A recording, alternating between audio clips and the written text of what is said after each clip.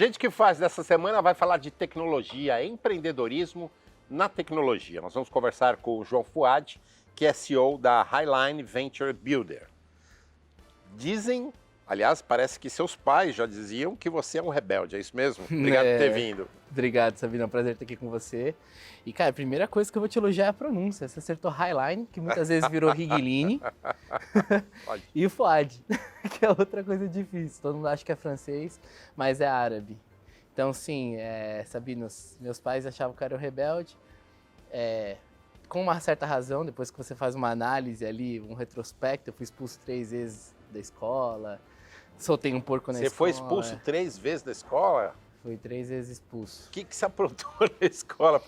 Ou é melhor nem contar? Cara, sim, eu nem sei a idade que vai assistir a gente aqui, mas eu acho o sistema escolar muito falho. Sei. Bom, depois a gente corrige esse dado, mas desde o século XII, pô, ele não muda. E é muito ruim se colocar um professor ali, que é o mestre, eu respeito muito isso, mas acaba sendo, tipo, faz aquilo, esse sistema de ordem, e não essa educação que vira mais o respeito. Desde pequeno, sem nem entender isso, me incomodava muito. Você se sentia ali deslocado naquela estrutura? Ah, total. Na segunda escola, meus pais fizeram um acordo ali para eu entrar, já tinha sido expulso. Aí, cara, Química. Química é um negócio que eu não sei nada hoje. São dois. E assim, eu só passei em Química porque eu tinha um acordo com a coordenadora. Não vou citar o nome do colégio. Mas que eu tinha um acordo. Então, assim, se eu não fizesse um motim, uma liderança ali de bagunça, eu passava de ano. Ela sabia que eu não era muito fã de H2. Ou seja, você já começou a empreender ali, né? Já começou a fazer seus acordos ali, né? Cara, comecei a fazer... Porque pra mim é sobre pessoas, né? Eu costumo dizer que empreendedorismo, liderança, é sobre pessoas, mas por 2 motivos. Pessoas podem ser ou a maior dor de cabeça que você tem na sua vida, ex-mulher de muita gente aí, por exemplo. Sem comentários. Que não deveria, mas tudo bem. Ou podem ser a maior solução dos problemas. Então, eu entendia muito isso. Então, a partir do momento que eu fiz esse acordo, eu falei, cara, preciso dessas notas, vamos dar uma maneirada aqui. Já tinha sido expulso, já tinha dado minha cota. E comecei a ser um bom aluno, pelo menos nesse momento. Bom, aí você terminou o ensino fundamental, ensino médio e foi para que área? Cara, eu ia fazer... É até legal você que tá fazendo essa pergunta, Sabino, porque eu ia fazer filosofia. Que legal. Passei na USP, então eu brinco que, assim, no universo paralelo tem um socialista enraizado, assim, brigando no meu lugar. Mas fui fazer marketing, foi um pedido do meu pai, eu falei, pai, vamos fazer o seguinte, já te dei muita dor de cabeça, fui expulso 3 vezes. Sabino, um negócio interessante antes foi o seguinte, na terceira expulsão, meu pai virou e falou assim, João, não sei mais o que fazer com você. Tentamos terapia, tentamos te mudar de escola, colégio de freira, entendeu? As freiras me chamou porque eu tava, né, me enrascando ali com as menininhas, não podia. E aí, quer sair do país? Aí eu fazia intercâmbio na Dinamarca, foi uma puta experiência, transformação de vida. E nisso eu voltei. Somente um país escandinavo, né? Maravilhoso. Pois é. Então, assim, foi meu primeiro não que eu tive que engolir seco, que eu fiquei em casa de família. E não pode, porque minha ideia era fazer um tour de bicicleta pela Europa. Sei. E que eu tinha 16 anos, vai deixar um moleque de 16 anos dar um tour? Não, na minha cabeça era super, eu tinha um roteiro. E aí quando eu voltei, terminei o colégio e fui fazer faculdade. Então em vez de ir pra USP, eu fiz marketing. Me formei então na Metodista, nunca fui buscar meu diploma. Falei, pai, se você quiser, vai lá, pega o diploma pra você, é seu, tá aqui. Mas foi uma experiência bacana, assim, foi uma faculdade, foi intensa. Fazia o TCC enquanto eu trabalhava, porque eu morava em Santo André na época. Sei. Estudava em São Bernardo e trabalhava na Berrini. Sei. Então, cara, assim, uma das coisas loucura. que eu... Loucura. Agora, olhando pra trás, eu acho que é loucura, porque eu dormia 4 horas e pra repor essas horas era no trem. E você já começou a empreender ali? Ou você ainda trabalhou como funcionário, fez estágio? Se a gente voltar na minha experiência total ali, eu quebrei, se a gente pegar um empreendedorismo ali inicial, e eu fomento, e eu acho que isso é legal para quem está assistindo a gente, instigue as crianças e os adolescentes a empreenderem. Por que eu tô falando isso? Porque com 13 anos eu tive minha primeira experiência, que foi gravando CDs. Né? Então tinha um sistema chamado Burning, eu comprei, fiz um empréstimo com meu pai, aí custou, cara, era caro na época, era R$600. fazendo a correção da inflação hoje dá uns 3 milhões. Mas... 3 milhões? Não, tô brincando. É que do jeito que tá, mas é brincadeira. Eu gastei esses 600, peguei esse empréstimo com ele e, cara, eu colocava todas as suas músicas dentro de um CD. Sim. E aí, cara, eu vendi muito, eu vendi acho que uns 20 a 10 reais no primeiro lote, comecei, paguei ele, falei, bom, é agora. Só que esgotei meus contatos, como eu colocava todas as músicas de uma vez, não tinha recorrência. Sim. Então a primeira lição ali é, cara, não dê tudo de uma vez. Dê tudo Sim. que você tem, inove seu produto, mas dê tudo de uma vez. Então essa foi a minha primeira experiência como empreendedor. Depois eu fui trabalhar no mercado tradicional, depois que eu me formei, respondendo a sua pergunta. Trabalhei no Instituto da Franklin Covey, que dos 7 hábitos das pessoas altamente eficazes. Cara, é um livro, assim, sensacional, que trabalha mais a parte comportamental. Tá. Então eu sempre fui muito ligado nessa parte de pessoas, juntei com marketing, entendi um pouco de consumo e levei isso para a vida. E aí, qual foi a tua trajetória até chegar ao empreendedorismo efetivamente? Cara, depois que eu me... Dificuldades? Passou de ter que fechar a empresa, quebrar, ou isso já acertou de primeira? Não. Eu fechei já 2 empresas. Tá. Então depois que eu saí da Franklin Covey, sou muito grato, aprendi muito. Nisso, eu saí da Franklin Covey, virei depois diretor de treinamento e desenvolvimento, fui para essa parte de educação corporativa na W1, que é uma consultoria financeira, não sei se a gente pode falar nome? Pode, nenhum problema. Na W1, que depois deu o spin-off ali, virou a Futuro hoje, que é um pessoal assim, massa, tá mudando a realidade dos muitos brasileiros, que a gente tá falando de educação financeira. Nisso eu era responsável por treinar 400 líderes. Então ali de novo, trabalhando soft skills, pessoas, produtividade. E saí da W1, abri uma empresa de relações públicas, quebrei. Abriu uma agência de relações públicas? Abri com... Conheço pouquinho esse mercado. Pois é, eu não ia muito para essa parte exatamente televisão e mídia, como a gente conhece no formato, entre aspas, tradicional, mas que é muito divertido. Mas eu ia muito no posicionamento de identidade, de autoridade. Tá. Então, cara, reputação. Reputacional. Exato. E eu acho que muita gente merece palco, sabe, hoje. A internet, ela dá essa voz, ela dá. Mas a internet é uma tela que a gente vê aqui e qualquer um faz. Agora, palco, meu querido, você tem que ter uma trajetória para chegar lá. Tem que convencer alguém de que vale a pena você ser escutado. E isso leva tempo. Então, beleza, fiz a empresa de relações públicas, tive uma experiência com o sócio, a gente rompeu. Sou muito grato, me ensinou muito, mas a gente estava aqui seguindo caminhos diferentes. Vamos parar um pouquinho aí, vamos falar um pouquinho de sociedade, né, no empreendedorismo. Como é que é isso na tua avaliação? Se fala muito, sociedade, tem um clichê aí, sociedade é um casamento, né? Como é que é isso para você? Cara, eu acho que é um casamento, assim.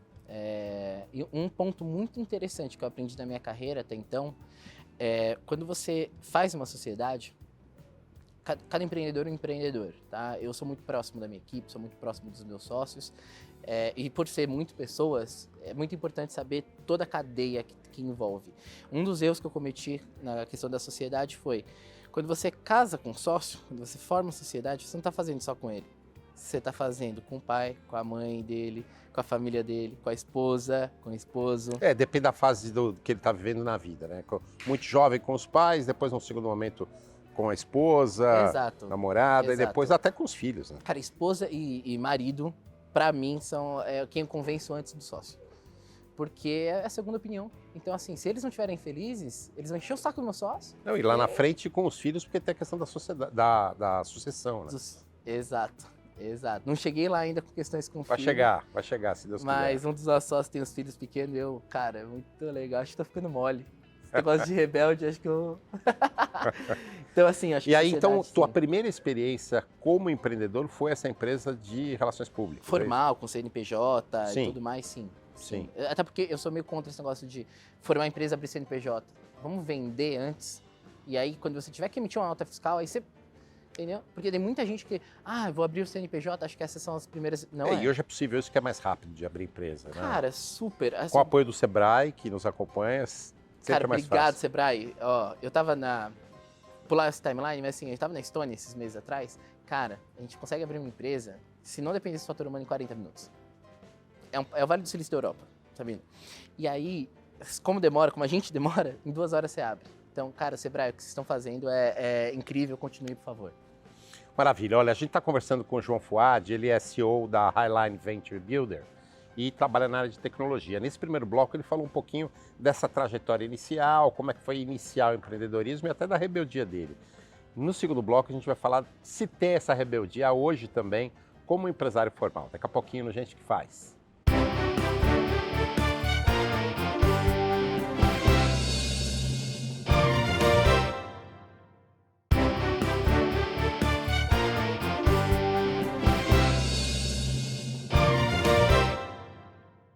Gente que Faz hoje falando de empreendedorismo na área de tecnologia. Nós estamos falando com o João Fuad, que é CEO da Highline Venture Builder.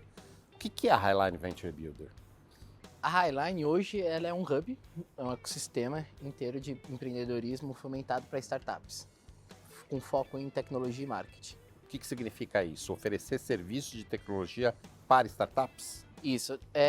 O que eu gosto de dizer é que nós somos esse hub, então a startup vem e fala assim, vem cá, deixa eu te ajudar, como é que tá seu modelo de negócio? Porque o empreendedor, principalmente brasileiro, ele é fazedor ali, ele vai entender, muitas vezes, ele não testa, ele não tem um processo alinhado, ele não tem uma metodologia de gestão, ele não tem uma gestão de projetos. Não tem processo, né?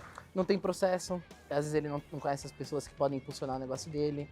Então a gente faz todos esses links, desde o jurídico, do contábil com os nossos parceiros, marketing, que é meu background, não tem jeito, tecnologia, a gente faz nos últimos 4 anos aí investindo em tecnologia. Então, a gente provê isso para o empreendedor dentro de um ecossistema e se fizer sentido para ele, tá junto com a gente também. O que me chamou a atenção é o nome, né? Venture, né? Normalmente são empresas que têm participação em outras. No caso de vocês, não é uma Venture Capital, é uma Venture Builder. Né? Exato, o que isso significa? Exato. A Venture Builder, o que a gente faz? Em uma frase, a gente prepara a startup para que a Venture Capital não erre. Uhum. Quando a gente pega esse ecossistema de startup, a cada 10 startups que se formam no Brasil, tá? Não precisava esse número. 4 morrem no primeiro ano. Depois do 4º ano, sobram 7. Ou seja, depois de 10 anos, sobra só 2. Uau, esse número é trágico. Hein? Então, vamos pensar que um fundo de Venture Capital tem em média 10 anos, eles erram 8 a cada 10. Isso é bem alto. Então, a minha missão dentro da Venture é justamente diminuir esse número. Então, como builders, nós somos construtores. E só sabendo, uma questão que é importante não foi algo que eu acordei numa bela segunda-feira, 6 da manhã, e falei assim, eu vou construir uma Venture. Né? Quando a gente atendia os nossos clientes de marketing, porque eu comecei como agência, eu entrava no produto, no preço, na escalabilidade. Porque se eu vender 1 milhão para ele, a gente teve um caso assim, se eu vendesse 1 milhão, quebrava ele, porque ele tinha prejuízo de R$2 por produto. Eu falei, meu Deus, não tem questão. Então eu entrava tanto na vida dos meus clientes que eu virava sócio deles. E eu imagino que aí dos 3 P's básicos, né? Da publicidade do marketing, esse P, preço, deve ser importante porque você trabalha com empresas que estão começando, portanto, de capital muito restrito ali, né? Total, a gente está falando de... O sistema de startup, ele é responsável por 55% das inovações no mundo. Tá? Se a gente, dependendo do setor que a gente analisa. Então, e o segundo fator é muito interessante, porque quando o iFood se consolida, ele detém 85% do mercado hoje, começa um segundo modelo, que é o da Motu, por exemplo, que é aluguel de motos para quem é entregador. Então, a startup é muito bacana porque quando ela se consolida, ela gera outros modelos novos de negócio que permitem com que, enfim, a qualidade de vida, a possibilidade, a liberdade de novos colaboradores começam a surgir.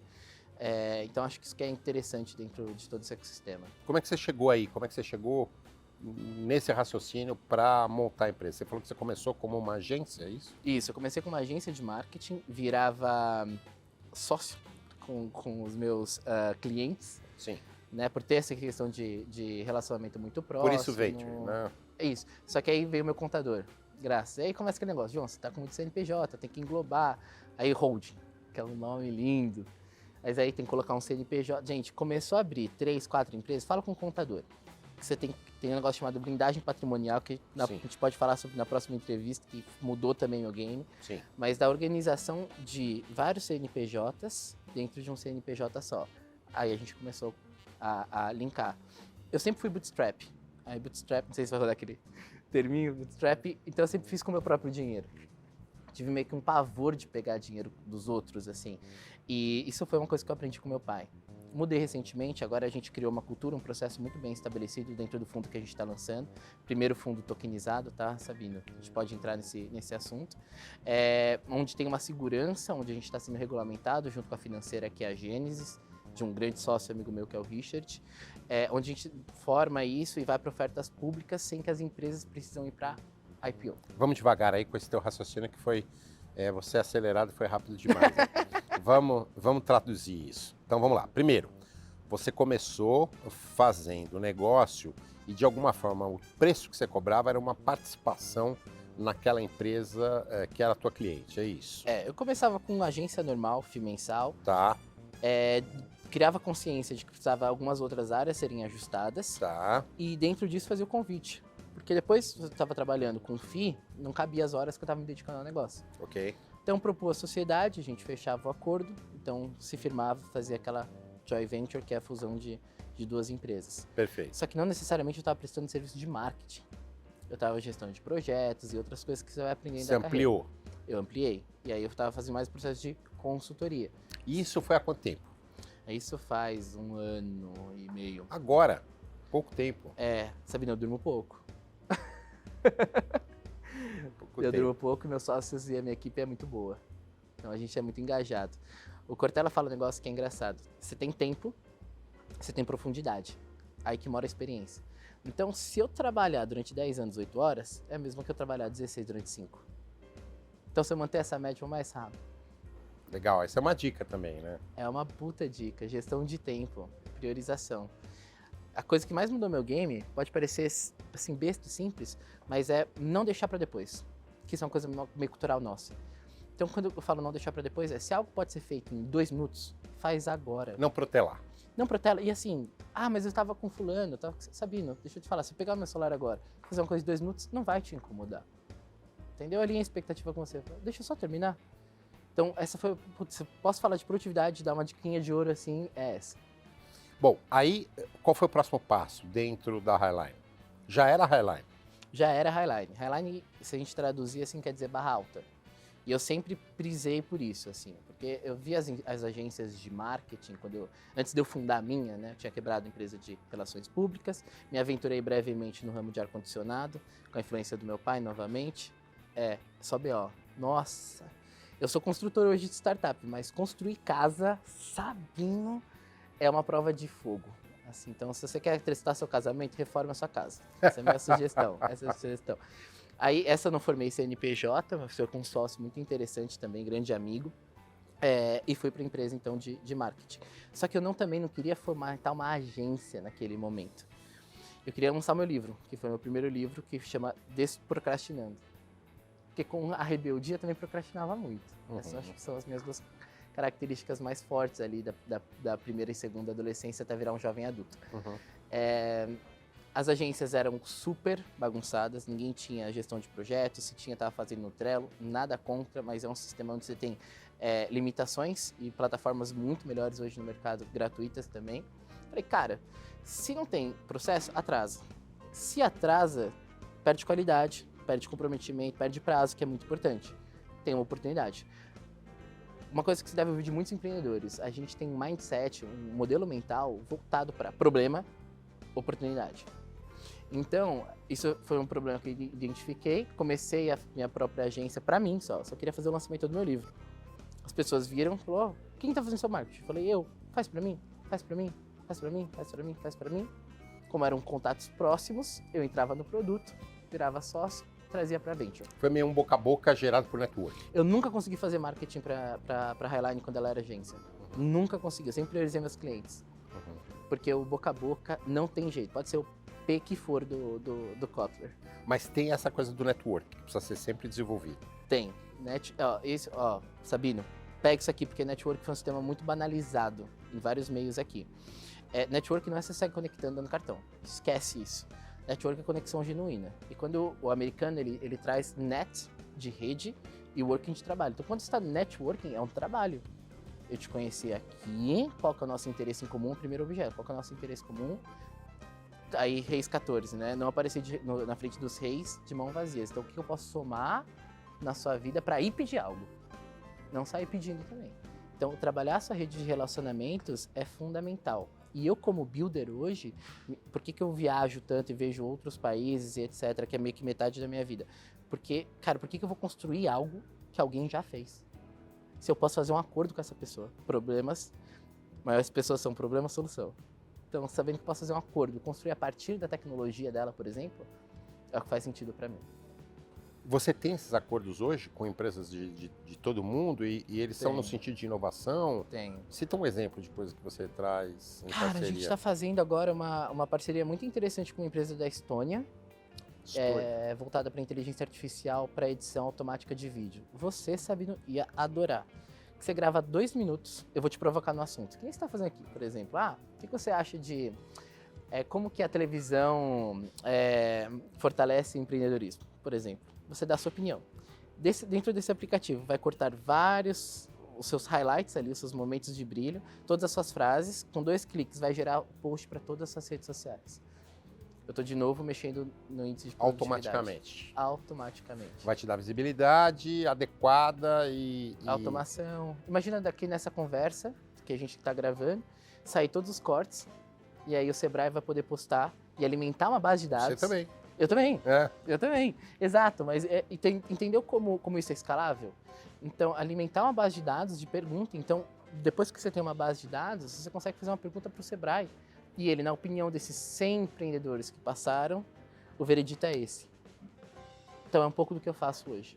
Ainda, de alguma forma, ligado lá ao teu início, que é alavancar a reputação, que é fazer com que empresas e pessoas acertem mais rapidamente. R menos. Pois é, exatamente, porque R menos. Então, é isso que é bacana, assim, eu acho que é... E como é que você define o teu negócio hoje? O meu negócio hoje, justamente, eu sou focado em marketing e tecnologia. E juntando as duas Venture coisas. Builder, Martech.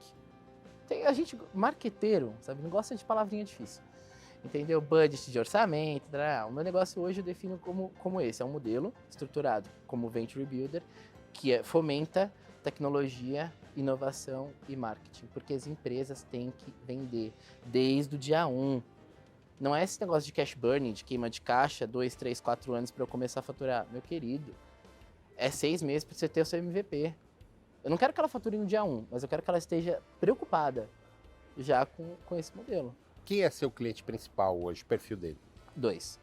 Venture Capitals de maneira geral e o primeiro que é o startupeiro. Sim, você ajuda as Venture Capitals a errar menos. A errar menos. E eu ajudo o investimento. empreendedor a errar menos também. E aí vamos colocar como terceiro cliente, que são os meus parceiros também, que me ajudam a fazer o empreendedor errar menos e as Venture Capitals errar menos, porque eu não consigo fazer tudo. Né? Eu tenho uma expertise que outras pessoas não têm, outras pessoas têm aquilo que eu não tenho, e aí mais uma dica de ouro de sociedade. Eu sei que você quer fazer uma empresa com seu melhor amigo. E se ele tiver as competências que você não tem, faça. Porque é o cara que você vai poder ligar às 11 horas da noite. É o cara que você vai poder fazer um acordo com a mulher e falar assim, esse final de semana ele é meu, hein? Então, se for, esse cara faz. Acho que é o melhor que você pode escolher. Mas se não for, cara, vai em eventos do Sebrae, vai procurar sócios. Esses dias eu vi no LinkedIn uma vaga de co-founder. Então o cara tava buscando no LinkedIn, vai lá. Que legal, Se joga, entra nas comunidades, Telegram, Discord, joga na internet. Nunca foi tão fácil, Sabino, você escrever um livro com ChatGPT. Nunca foi tão fácil você empreender, abrir uma empresa, que nem você falou, com a ajuda do Sebrae. Então, assim, eu acho que a gente está num momento da nossa história como humanidade onde nunca foi tão fácil você fazer aquilo que você se compromete. João, caminhando para o final aí da nossa entrevista, onde está o futuro aí desse seu mercado? Está, obviamente, em todos os mercados está a inteligência artificial, mas é só isso? Quer dizer, para onde você está enxergando? Cara, eu acho que o futuro do meu mercado, vou falar a nível nacional, tá bom? É a gente parar de só exportar laranja, café, soja, só esses commodities e começar a exportar tecnologia. O Brasil é um país continental, a gente tem muito talento aqui, a gente tem gente, chama uma espécie, uma cultura, né, que tem uma crise hoje de identidade, quem somos, fica pagando pau para os Estados Unidos, a gente vive uma crise política, não importa de que lado que você está, você sabe mais do que eu nesse aspecto, e eu decido trabalhar na crise econômica, através desse desenvolvimento do empreendedorismo. Por quê, Sabino? Porque não importa se sai governo ou entra governo, ele não gera emprego, quem gera emprego somos nós empreendedores. E é dentro dessa mudança que eu quero atuar. Traduzindo em miúdos, problema, oportunidade, né? oportunidade, novos modelos de negócio e o Brasil na ponta. Cara, a galera tá tretando aí, eu quero que o Brasil... é Rússia, é Estados Unidos, é Ucrânia, divisão de fronteira. Fronteira, Sabino, é um negócio que a gente inventou que tem. Entendeu? E as pessoas obedecem. Então o John Lennon, ele não tava tão lunático, sabe? Lunático tá quem fica obedecendo essas meu time e seu time. Então nessa treta toda aí de guerra e tudo mais, o Brasil tá lá. E de novo, a gente tem tudo para ser uma puta potência. Minha meta é olhar para isso, aproveitar essa janela de oportunidade que você falou de inteligência artificial, que dá para colocar em todos os nichos, retail, que é fashion, tudo. Aplica. Vamos trazer isso, vamos desenvolver em cima disso e vamos tornar o Brasil a potência que ele merece. Olha, no começo da entrevista com o João Fuad, a gente brincou com ele que ele era um rebelde. Eu acho que no final a gente pode dizer que ele é um irrequieto, o que é muito bom para o empreendedorismo. João, obrigado pela sua participação hoje aqui no Gente que Faz. Obrigado, Sabino, foi um prazer. Prazer meu. O Gente que Faz volta na semana que vem. Até lá.